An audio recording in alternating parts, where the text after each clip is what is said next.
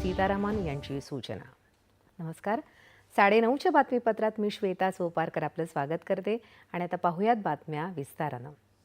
पंतप्रधान नरेंद्र मोदी यांनी आज त्यांच्या निवासस्थानी भारताची भूमिका मांडण्यासाठी परदेश दौरे केलेल्या 7ही सर्वपक्षीय शिष्टमंडळाच्या सदस्यांची भेट घेतली.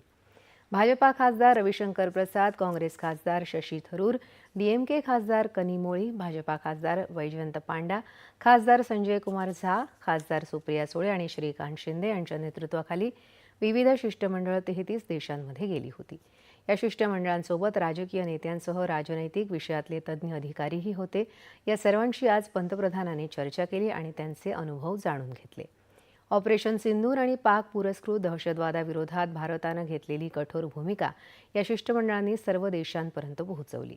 तसंच पाकिस्तानचा दुटप्पी चेहरा उघड करण्यातही शिष्टमंडळाची महत्त्वाची भूमिका होती. या यशस्वी कामगिरीबद्दल पंतप्रधानांनी सर्वांचं अभिनंदन केलं.